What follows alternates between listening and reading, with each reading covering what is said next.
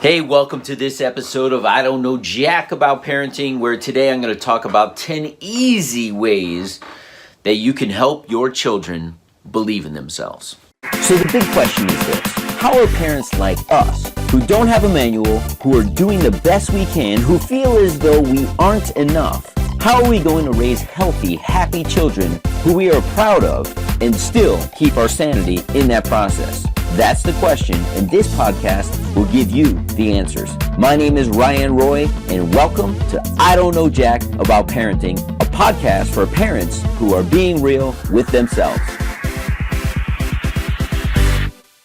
Hey, welcome back to this episode of I Don't Know Jack About Parenting, where today I'm going to talk about 10 easy ways that you can help your children believe in themselves. If you listen to the last podcast, I talk about the importance and some real life examples that I had experienced through a movie and a documentary where a father or a father figure's importance of believing in your child can change their life forever. So you may be saying, well, how do we believe? So that's why today's episode is 10 easy ways that you could help your children believe in themselves. And they're really simple, but as I say all the time, and I probably said a number of times on this podcast, is they're simple, but they're not always easy to do, and we don't necessarily always have an awareness that we're not doing these things. So number one is this: praise your child. Praise your children when they achieve even the smallest of things. So it's interesting, as you guys know, I have a 19-month-old baby and a 7.5-year-old son, and it's fun to watch my older son praise his 19-month-old little brother, because the other day as we were going through a picture book, there was a couple pages where you had to count. There was like 1 ball, 2 ducks, 3 buttons, and he's just now starting to bring his words on, the little one. And he said all of the words to the best of his ability all the way up to 10. He counted 1, 2, 3, 4, 5, 6, 7, 8, 9, 10. And my older one said, "Really great job saying all of your numbers, Jaden." And he like clapped with him, and Jaden got really excited. His brother was praising him. Now, where does his brother get that? Because his father praises him constantly for simple things. And it was just really awesome to watch him acknowledge his brother in that way as he's learning to say his words. So praise your child early and often, even for the smallest of things. It helps them believe that they can do things.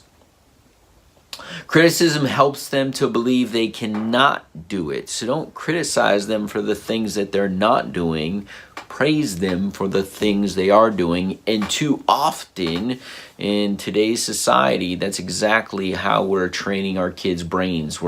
We are criticizing them for all the things they're doing wrong instead of telling them the things they're doing right. Number 2, support their friendships. As I was reading through this, mind you, I found this article online, and I just really believe in it. I'm putting my own thoughts to each one of these, but support their friendships. It says a good network of friends boosts a child's confidence. It helps play a role in building strong relationships. Avoid the temptation to correct your child too much while friends are over. Help them to build strong relationships. At play dates, keep corrections and reprimands until friends have gone home wherever possible. Kids just want to fit in, and play dates are essential for them to build strong relationships.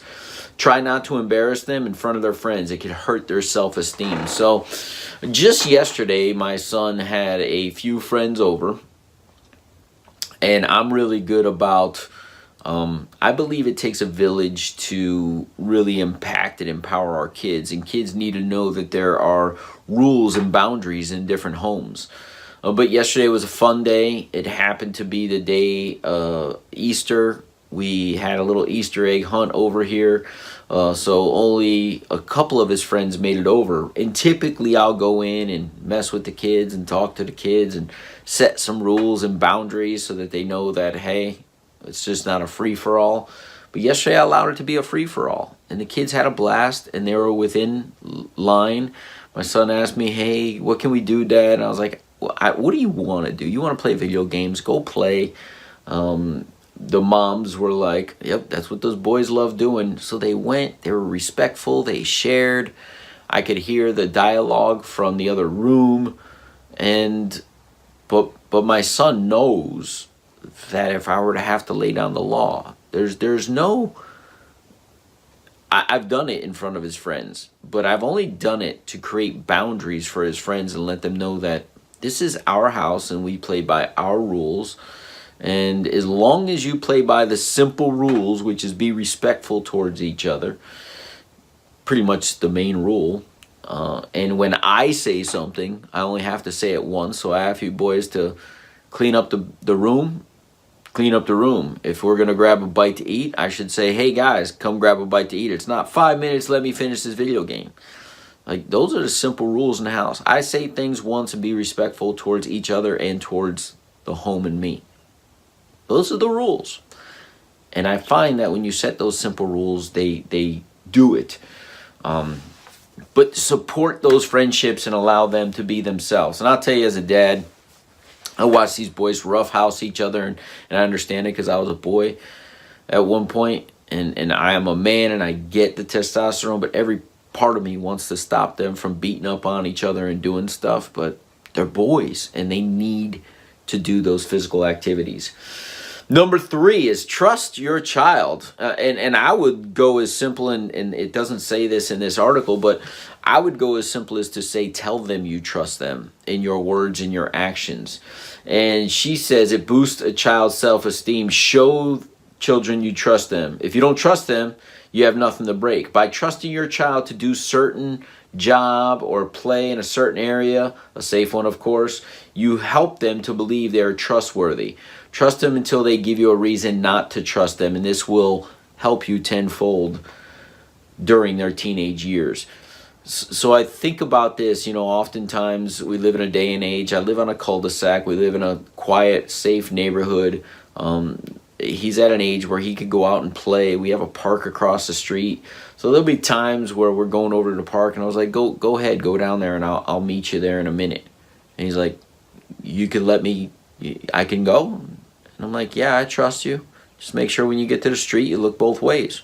I trust you that you will do the right thing, that you will get there safely. Now, moms out there, you're probably like, wait a minute, there's a road between him and the park and he's got to cross it. Yes. But I also know that he's 7.5, and I know that I was crossing roads at 5 because we lived in a different day and age, and I walked myself to school every day. And I was supposed to go to the crossing guard, but my mom taught me to look left and right and not move until there was no traffic. And she trusted me to do that. Maybe she trusted me out of necessity, but she trusted that I was capable of doing it. And because of that, I like to think I'm very aware today. Nobody told me to cross a road. Nobody told me, if nobody was there, I needed to look both ways. I trust that he will do that. Why? Because when I'm with him, he does look both ways. So I trust that he'll do that on his own. Now, do I watch from a distance? Absolutely. Does it scare me to death to send him every time? Absolutely. But I trust that he will make the right choice. Awesome. Let's go to number 4, setting goals. We got to set small goals for our children. I tend to, as I'm reading this, it says set age-appropriate goals, setting the table every day, making their bed, making their lunch, working a little harder for their spelling test. That one resonates with me. They may argue that they don't want to do it, but there is something inside of them that will feel stronger when you take on that task and actually complete it. Every time they achieve their goal, the child's self-esteem rises. And I tell my son all the time, listen, let's have our spelling words, that are on a Friday, let's know them by Wednesday. And it usually takes him 3 times only to go through the words. So that's Monday, Tuesday, and Wednesday night. Thursday is just a warm-up for the test. And he nails the test every week. But I'll tell you, Monday is like, oh, do we have to do this now? Every Monday. Every Tuesday, do we have to do spelling words? I'm like, don't you like doing really well on the test as opposed to not being prepared? Yeah. Well, then we need to prepare. But setting these small goals of, hey, putting away the dishes. We have a dishwasher. He's capable of putting everything away at this point. Putting away his clothes when they're set out on his bed after the laundry's done. Have these age-appropriate goals, and they will feel a sense of accomplishment because they were capable of doing it. Activate motivation. Goal setting and motivation help children have confidence in their own abilities. Activate motivation by setting goals. Start small and they will build from there. By activating motivation at an early age, your child will tend to be more motivated later. See, I motivate my child by making it competitive. So I will give him a time limit to do his spelling words. I will give him a time limit. Hey, can you make your bed in under 30 seconds today? Can you do the spelling words, all of them, correctly within 10 minutes tonight after he's already practiced them? I motivate him because he's competitive. Find your child's triggers, whatever it is that motivates them. Is motivation that they get to watch something? Is it motivation that they get some type of monetary reward, in which I do not suggest? Is it, do they get more video game time? Do they get to stay up late and watch a movie with you? Whatever motivates your child to do the things that you need done, motivate them. Activate that motivation. Number 6, set realistic boundaries. Children thrive. Listen to this word. I love this word. Children thrive on boundaries. Human beings thrive on boundaries. Us adults are no different. They need them more than you can imagine. We need, your boss tells you to be at work at 9 and you can't leave till 5 and you get a 1 hour, a half hour lunch break. You need those boundaries, even though you don't necessarily like them because you may not like your job, but you need those boundaries. You need that system to thrive at work. You know what to expect. You know you need to be there. You know you can't leave. And you typically know what your tasks are because you're being assigned them each time. And those boundaries for children are related to bedtime, manners, social media usage, respect, which we talked about a little bit earlier. Those are the building blocks for your children's future. Children feel more secure and stronger when they understand what's expected of them, but that's creating boundaries around all of these things. My son just yesterday, while his friends were here, right, testing some boundaries, and I said something, I don't even recall what it is, and he tried to test it, and I looked at him very direct in the eyes, and I said, "What did I say?" And he repeated it. I said, "Thank you." And that was it. He didn't ask again. He knew what I meant. I wasn't trying to embarrass him in front of his friends. But don't test me. There are certain boundaries. You know what they are. You know what I said. And that's it.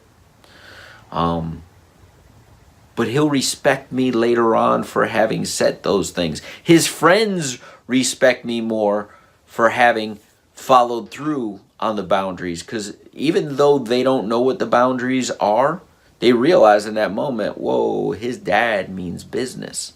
So they watch him follow through. When I ask them to do it, they're going to do the same thing. Number 7 of the 10 easy ways that you could help kids believe in themselves is don't make things perfect. Life isn't perfect, so don't try to make things perfect. We all have a bit of a habit now because things are so hectic of trying to make things just perfect and just right. It's so unrealistic. Kids need to understand that it's okay to make mistakes. I have a favorite saying that a very wise woman used to say to me as a child, and I use it with my own children, is mistakes are good, people, as long as we learn from them. So listen to that. I tell my son all the time when he's maybe being hard on himself, or he got a small version of an arcade game, Galaga, and I'm a competitive guy. Never played video games. He's like, Dad, will you play this game with me? So I play it, and I got beat real quick, and I'm like, oh man. And he laughed. He's like, are you mad? I said, I'm competitive. I want to win, and right now I just lost. So he got a kick out of watching me show some emotion towards the video game. And I was like, it's okay, because he gets frustrated and mad, but we've never thrown anything at a television. It's rare for him to see Dad get emotional about those things. I'm not that dad who watches a sporting event and is hollering at the TV or anything like that. So, because perfect doesn't exist, right? And I'm not perfect. So I think as I'm talking this through, I made a mistake. I wasn't happy about it, but I wasn't mad, but I did show some emotion, and I was okay with it. And I think it was refreshing for him to see his father show some emotion in that video game, because he can relate to video games. He gets frustrated. And I'm not perfect, and nor does he have to be perfect. It's okay not to get things done 100%. That's life. If parents share their own failures, as I just shared with you, and their own disappointments, it helps a child to understand that these things happen, and it's normal, and more importantly, it's okay, and that disappointment and failure can be overcome. I love number 8, right? We want our children to believe in themselves, and it says make time for two-way communication or conversation. There are 2 real key areas in your everyday life where this can show up. One is car time. It's quiet in the car. There's no other distractions. Your kid can't run away from you. They're in the back seat. You talk to them during this time about their day or what their dreams or aspirations are. There's great apps out there. I'm not going to promote any apps here, but there are great apps out there that ask your children questions. Questions such as, when you grow up, would you rather be an astronaut or a firefighter? And then they're like, I'd rather be a firefighter. Why? Because I think it'd be really cool to save people's lives. Astronauts don't do that. And so you ask them why. So you ask them, do you want this or that? If you could have, right now, pizza or ice cream, what would you have? I'd rather have ice cream. Why? Because it's a hot summer day, Dad. I don't want hot pizza. It's too hot. And they start to rationalize, and you get to see the way they think. So you ask them these types of questions. It's a two-way communication. So meal time, right? Dinner, lunch, breakfast, depending on where you are, if you're out to eat or if you sit down as a family, is another great time to have this one-on-one communication. And if you were to go download my free copy of my book, Be the Dad You Wish You Had, at BeTheDadYouWishYouHad.com, or to get your hard copy, and all you have to pay is shipping and handling, you can do that again at BeTheDadYouWishYouHad.com. Chapter 36 is Daddy Talk Time, which is dedicated time at the end of the night after bath time, reading books, brushing teeth. We're in bed, where I always pour into my son. And this, where it's really quiet, the day's wound down, we're preparing for bed, is where some of the most amazing conversations happen between my son and I, because there is no rush. There isn't car time. It's not, we got to get the dishes done.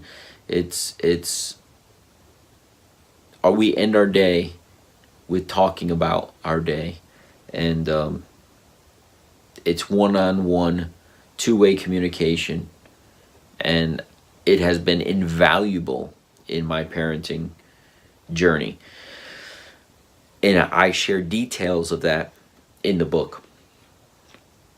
So number 8 was create time for two-way communication. Number 9, encourage emotional intelligence.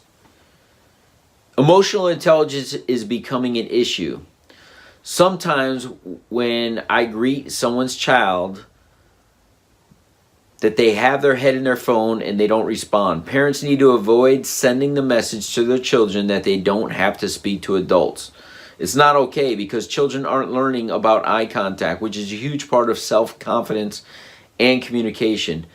They're not learning about simple, everyday communication. You'll see this in the next generation coming up. I'm reading studies where college students are incapable of having in-person dialogue because they're hidden behind screens all through high school. They're on social media, whether that's Snapchat or Instagram. They communicate via pictures, via likes, and they don't know how to have dialogue. And we need to start early and often having our kids connect, shake hands, have eye contact, and really meet. And as I'm reading this, it's something that I need to work on. My son, I use the excuse, and I'm going to straight up call myself out here. It's an excuse. He's shy. And that's giving him permission to not do it because he's shy. This is part of this podcast for me, is me being able to look in the mirror and see where I can improve. And that is one thing that I know in this area of 10 is helping with his emotional intelligence by making him shake adults' hands when they come into our home and we go other places. Look him in the eye, say hello, because he will stand off in a distance if I allow it. And I just need to be better about that. Number 10, and the last one, and I think this is huge. I know my mother was great at this also, is respect your child's privacy. It's important to respect children's privacy at an early age. A lot of 11 and 12-year-olds that she works with will say that they wish their parents trusted them. Allow your children to have their privacy. They're supposed to have their own little secrets, but try to remember when you were their age. Did you tell your parents everything? Probably not. I know I did not. Obviously, you feel your child's in trouble. That's a different situation. However, you can then pry into social media and friendships and things like that, but trust your children. But if you teach them to believe in themselves, if you teach them to stick up for themselves, you teach them proper values, and you respect their privacy, they will make good decisions. But if you never allow them the ability to make good decisions on their own, how are they going to know to do it in the future? So our role as parents are to make our children independent of us. I agree with that statement wholeheartedly. They need to be able to stand on their own 2 feet, and they need to be able to make their own choices, stand up for themselves and believe in themselves to move forward as a confident, happy person.